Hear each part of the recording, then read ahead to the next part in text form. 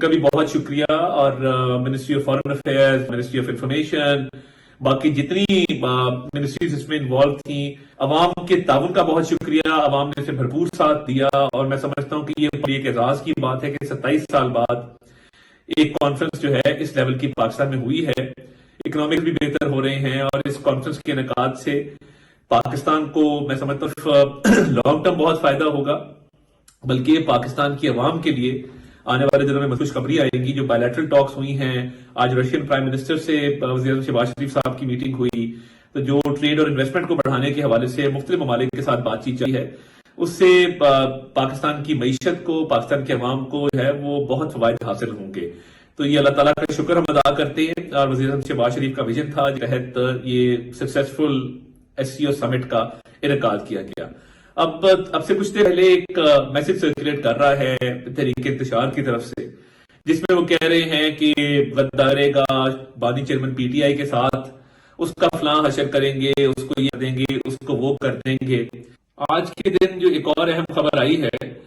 وہ چانسلر کے الیکشن کے حوالے سے ہے. اور دیکھیے مہذب معاشروں کے اندر، اور جہاں پہ لا جو ہے وہ پریویل کرتا ہے اور قانون اور آئین کی بالادستی ہوتی ہے، وہاں پہ اور جو لوگ کیسز میں ملوث ہوتے ہیں ان کو اس طرح کی کے لیے الیکشن رن کرنے کی اجازت نہیں ہوتی. تو میں سمجھتا ہوں کہ آج آکسفورڈ نے جو فیصلہ کیا ہے اور جو چانسلر کے امیدواروں کی فہرست جاری کی ہے، انہوں نے اس بات کیا کہ ایک بندہ جو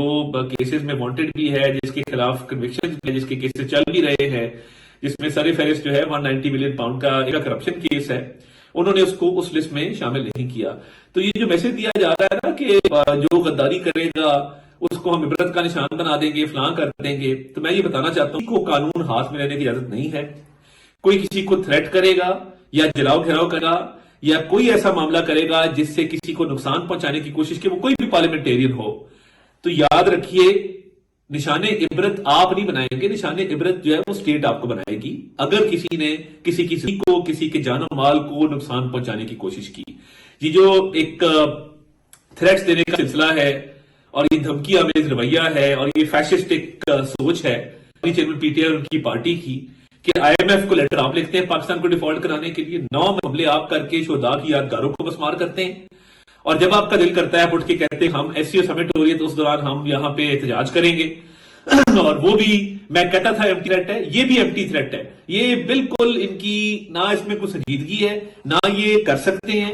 اور نہ ان کے اندر اتحاد و اتفاق ہے. میں لڑے ہوئے ہیں، اب لوگوں کو دھمکا رہے ہیں کہ جی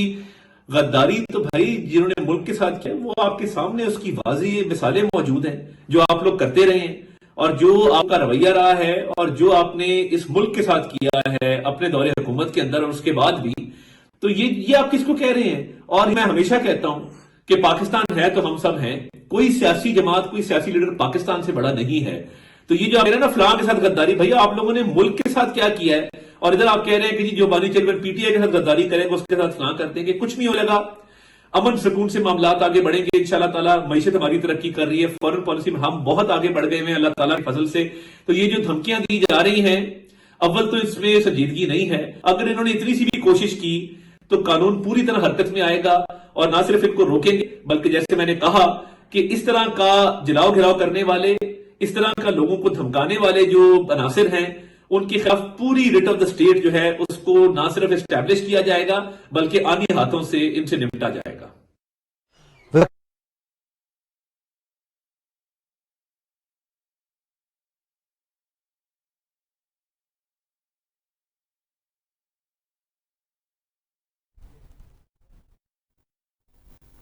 وفاقی وزیر اطلاعات عطا تارڑ ترامیم پر پی ٹی آئی کے ارکان سینٹ اور قومی اسمبلی کو دی جانے والی دھمکیوں پر اہم گفتگو کر رہے تھے.